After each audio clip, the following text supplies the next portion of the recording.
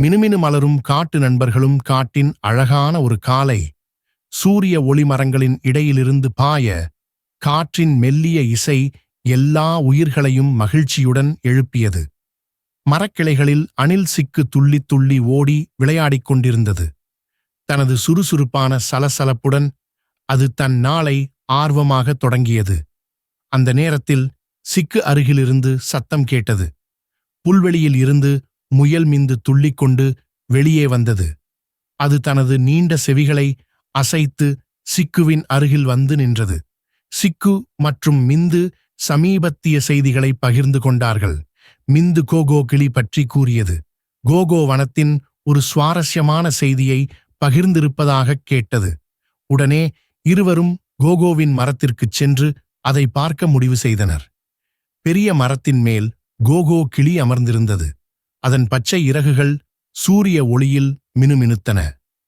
சிக்கு மற்றும் மிந்து மரத்தின் அடியில் காத்திருந்தனர். கோகோ தனது குரலில் ஒரு மகத்தான செய்தியை பகிர்ந்தது.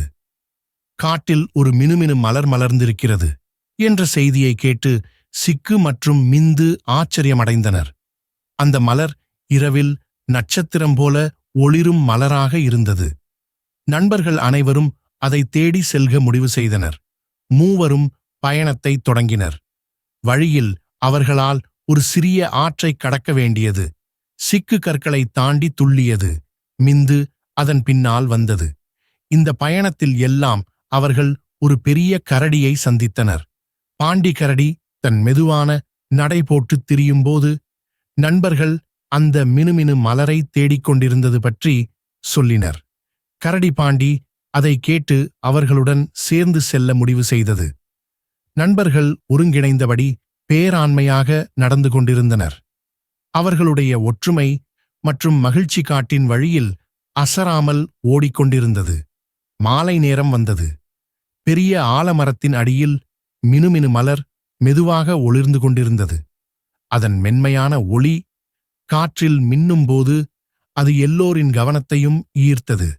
அவர்கள் மலரை சுற்றி நின்று அதன் அழகைக் கண்டு ரசித்தனர். மினுமினு மலரின் ஒளி நட்பின் ஒற்றுமையை பிரதிபலித்தது. நண்பர்கள் மலரை கையால் தொடாமல் அதன் அருகில் அமைதியாக நேரத்தை கழித்தனர். மினுமினு மலரின் அழகுடன் மகிழ்ந்த நண்பர்கள் திரும்பி செல்லத் தயாராகினர். அவர்கள் காட்டின் வழியாக போகும்போது மலரின் மகத்துவம் மற்றும் நட்பின் அருமை பற்றி பேசிக்கொண்டனர். இயற்கையின் அழகு மற்றும் நட்பின் உற்சாகத்தை அனுபவித்த அந்த நாள் அவர்களுக்கு மறக்க முடியாததாக அமைந்தது. கதையின் முறைசார் செய்திகள்: நட்பு மற்றும் ஒற்றுமை எவ்வித சவாலையும் கடக்க உதவும். இயற்கையை மதித்து அதன் அழகை பாதுகாத்தால் அது நமக்கு அழகான நினைவுகளை அருளும்.